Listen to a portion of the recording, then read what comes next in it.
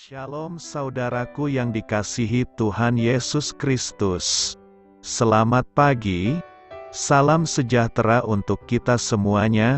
Selamat datang kembali di Renungan Rohani pagi hari ini. Semoga saudara yang terkasih dalam keadaan sehat selalu, kiranya damai dan sukacita Roh Kudus melimpah di dalam hati dan pikiran saudara saat ini. Sebelum kita mulai renungan pagi ini, marilah kita bersama-sama berdoa. Tuhan Yesus, terima kasih sudah membangunkanku pagi hari ini. Terima kasih atas penyertaan dan perlindungan Tuhan. Semua karena karunia Tuhan aku dapat bangun dengan pagi hari ini. Aku menyerahkan seluruh aktivitasku hari ini ke dalam kuasa tangan Tuhan. Jauhkanku dari yang jahat, ya Tuhan. Tuhan Yesus, tolong lindungi dan berkati aktivitasku hari ini. Tolong berkati juga keluarga dan teman-temanku, Bapa Surgawi, oleh karya Roh Kudus. Tolonglah aku untuk menjauhi segala sesuatu yang melukai hati-Mu.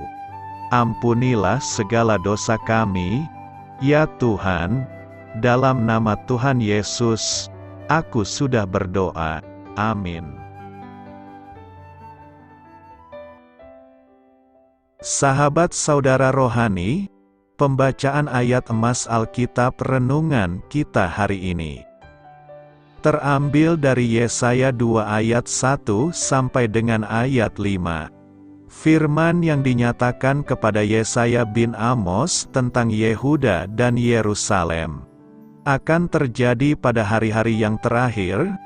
Gunung tempat rumah Tuhan akan berdiri tegak di hulu gunung-gunung dan menjulang tinggi di atas bukit-bukit.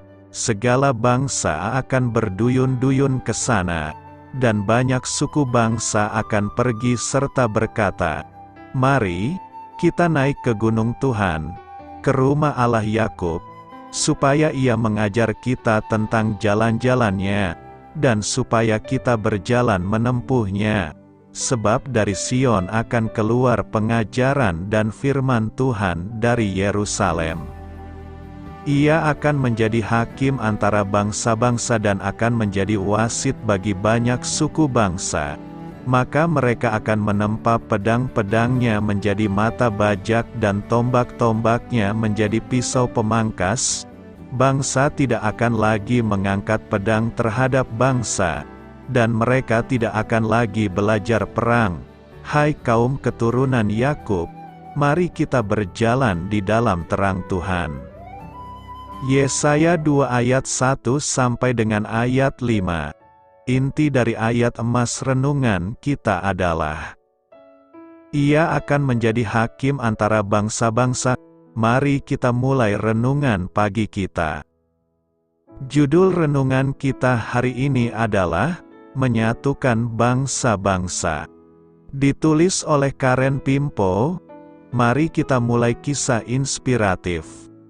Garis perbatasan internasional terpanjang di dunia terbentang antara Amerika Serikat dan Kanada, dengan melintasi daratan dan perairan sepanjang 8.891 km.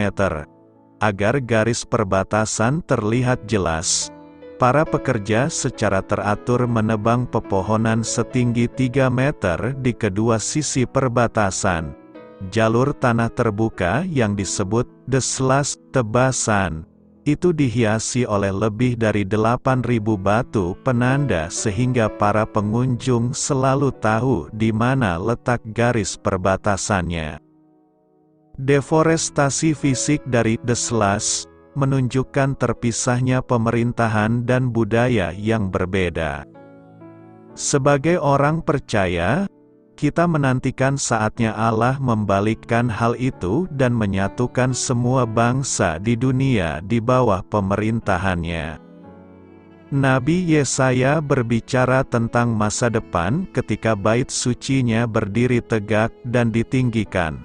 Orang-orang dari segala bangsa akan berkumpul untuk belajar tentang jalan-jalannya dan mengikuti jalannya. Kita tidak lagi mengandalkan kekuatan manusia yang gagal menjaga perdamaian. Sebagai Raja kita yang sejati, Allah akan menjadi hakim antara bangsa-bangsa dan menuntaskan semua pertikaian. Dapatkah Anda bayangkan sebuah dunia tanpa perpecahan dan konflik? Itulah yang Allah janjikan akan terjadi. Terlepas dari perpecahan yang ada di sekitar kita, kita dapat berjalan di dalam terang Tuhan, dan memilih untuk memberikan kesetiaan kita kepadanya sekarang. Kita tahu bahwa Allah berkuasa atas segala sesuatu, dan suatu hari kelak Dia akan menyatukan seluruh umatnya di bawah pemerintahannya.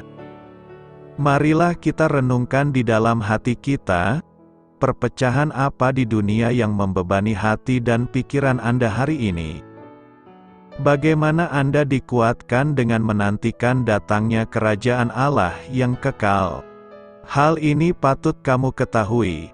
Nabi Yesaya dikenal luas karena menulis tentang dua tema: sifat dan karya Mesias yang akan datang, serta tulisan nubuat yang bukan hanya memperingatkan pembaca, tetapi juga menawarkan penguatan melalui penglihatan akan masa depan yang penuh harapan. Bacaan Alkitab hari ini, Yesaya 2 ayat 1-5, termasuk dalam tulisan nubuat. Ayat 2 dimulai dengan frasa "pada hari-hari yang terakhir", atau ketika rencana keselamatan Allah sudah mendekati puncak penggenapannya. Yesaya menempatkan semua yang akan dibahasnya dalam konteks masa mendatang. Dalam ayat 3-5, muncul tiga gagasan keunggulan gunung Tuhan, yakni Bait Allah di Yerusalem. Di sini digunakan sebagai simbol kuasa dan kehadiran Allah. Kerinduan banyak bangsa untuk pergi ke gunung itu dan belajar dari Allah sendiri, dan hubungan Allah dengan bangsa-bangsa serta perselisihan di antara mereka. Tulisan Yesaya menantang bangsa-bangsa untuk ikut serta dalam karya Allah dan mengambil bagian dari apa yang akan datang. Doa saya menyertai saudara sekalian. Marilah kita menyampaikan doa syafaat. Ya Allah, aku mengakui kedaulatan-Mu atas segala kuasa di dunia saat ini. Engkau berkuasa atas semuanya itu. Amin. Sampaikan harapan dan permintaan saudara kepada Tuhan.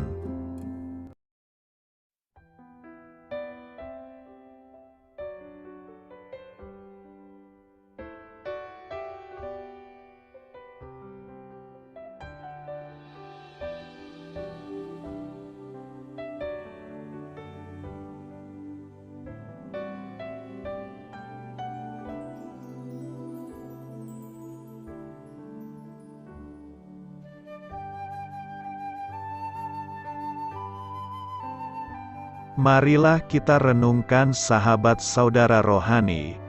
Demikianlah renungan firman Tuhan pagi hari ini. Semoga menjadi berkat dalam hidup kita. Dan sebelum kita memulai segala aktivitas kita pagi hari ini, marilah kita berdoa. Selamat pagi Bapa, malam hari telah berganti pagi. Kehidupan baru telah Engkau berikan kembali bagi kami. Bapa Surgawi, tolonglah aku menyadari kebutuhan orang lain, supaya aku dapat membagikan apa yang telah Engkau berikan kepadaku. Pada saat aku membutuhkan, berilah aku keyakinan bahwa Engkau akan mencukupkanku, melalui orang-orang yang mengasihi-Mu, bukan karena kami pantas atau layak, namun karena kasih karunia-Mu kami boleh ada, sebagaimana kami ada di pagi hari ini. Terima kasih Tuhan, atas kesempatan baru yang telah Tuhan berikan kepada kami.